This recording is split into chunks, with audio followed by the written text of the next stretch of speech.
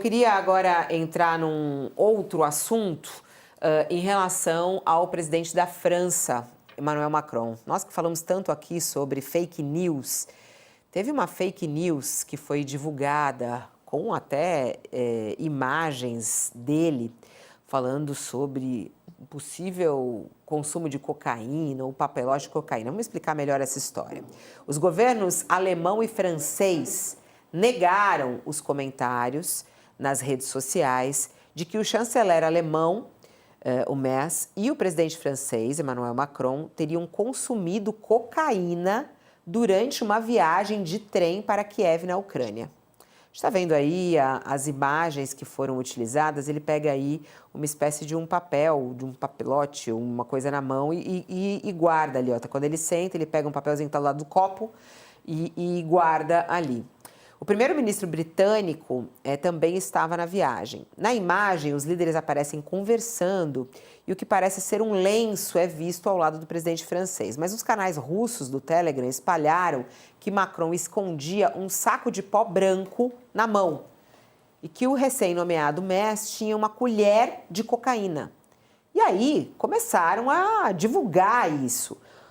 O Palácio de Eliseu afirmou hoje que as notícias falsas e que a desinformação foram disseminadas pelos inimigos da França. O jornal francês Libération escreveu que Emmanuel Macron não escondeu cocaína levada com o Merz e também o primeiro-ministro britânico no trem para Kiev. Olha que ponto a gente chega, Josias. Olha essa situação. Eles tiveram que responder a isso pelo tamanho que a história ganhou nas redes sociais.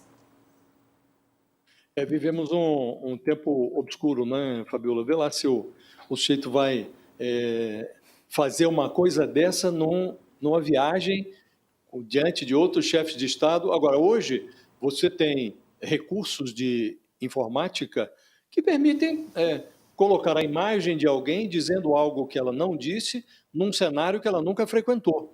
Então, hoje, se pode fazer tudo em termos de manipulação de imagem, de voz, e não resta aos personagens da mentira, senão desmentir, sobretudo quando você está numa posição como a do Macron, como a do primeiro-ministro alemão, o Merz. Não há o que fazer senão desmentir. Agora, chegamos a um ponto de degradação, Fabíola, muito ruinoso, né? A gente aqui costuma discutir episódios envolvendo a política nacional, episódios envolvendo personalidades brasileiras, e verificamos de raro em raro, quando essas coisas aparecem, que o fenômeno não é nacional, é um fenômeno mundial. E deveriam os governos, o Estado, lato sensu, não só o brasileiro, mas os outros, se preocupar um pouco mais com isso, né? Não creio, Fabíola, que uma regulamentação vai impedir o crime, mas você tem que ter elementos para coibir mais prontamente esse tipo de episódio. Algo assim não deveria nem ser divulgado pelas plataformas, né? Mas as plataformas hoje, elas estão monetizando a mentira, estão lucrando com a exploração da mentira. Então, esse é o cenário que é experimentado, é vivido no mundo inteiro. E agora estamos vendo um episódio envolvendo 2 chefes de Estado da Europa. Isso acontece aqui frequentemente, não só no âmbito da política. Há jornalistas que têm a sua imagem deturpada, há médicos como o doutor Drauzio Varela, que teve que entrar, inclusive, na justiça, porque a sua imagem foi utilizada para prescrever algo que ele jamais prescreveria. Então, virou algo trivial na modernidade da internet. E não há o que fazer senão desmentir, infelizmente. Raquel, e a dificuldade disso para um governo, né? Porque, por exemplo, qual é a hora de você responder? Como você freia algo que ganha força? E mesmo respondendo, será que isso freia a fake news? Não, né? Não tem o mesmo impacto, Fabiola. Ontem, na minha timeline do X, eu vi várias vezes esse vídeo do Macron supostamente escondendo o saquinho de cocaína.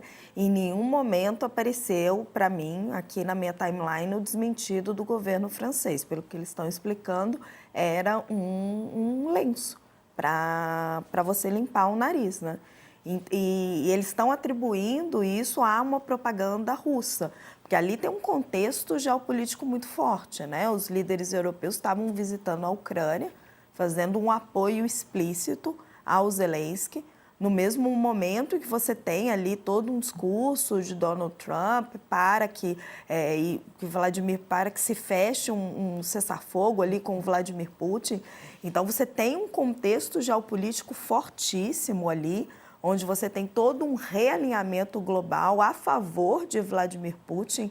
Inclusive Lula esteve lá, né, ao lado de Putin, dando um certo respaldo. Então você tem todo um contexto a favor de Vladimir Putin, um contexto em que você está ali subjugando a Ucrânia, que foi o país invadido.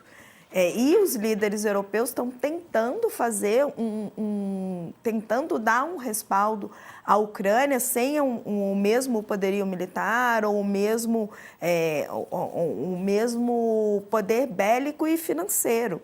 E neste contexto, você expor um chefe de Estado como o Macron a esse tipo de constrangimento é muito grave. Você coloca em dúvida, você coloca em xeque as credenciais dele como mediador do conflito, como uma pessoa íntegra ali para poder fazer aquela mediação.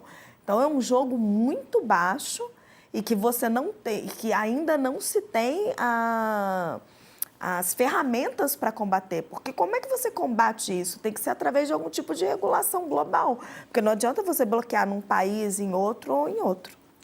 E você, Madá, como frear isso, como se proteger e como responder?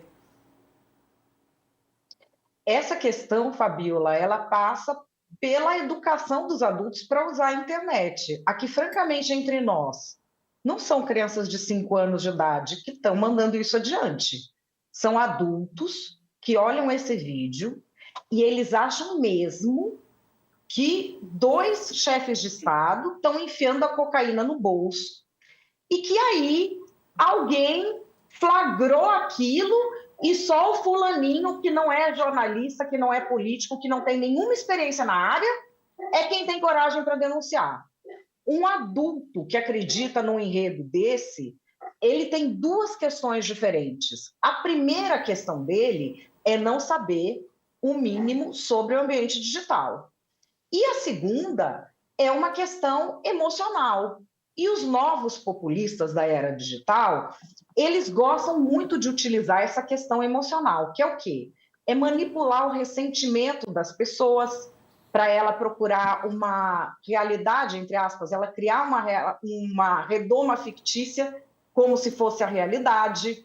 É a teatralização de tudo, é aquela espetacularização e o chamado de urgência sempre, e sempre muito violentos.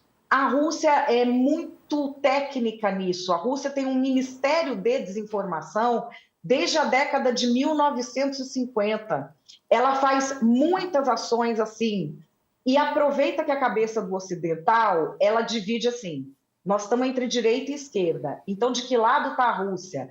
A cabeça do ocidental da gente funciona assim, não pode ter esse conteúdo porque vai convencer. Não é por convencimento, não é porque ele viu esse conteúdo que ele acreditou. Ele acredita em coisas do tipo porque tem algo quebrado dentro dele. A falta de preparo e a falta de maturidade emocional.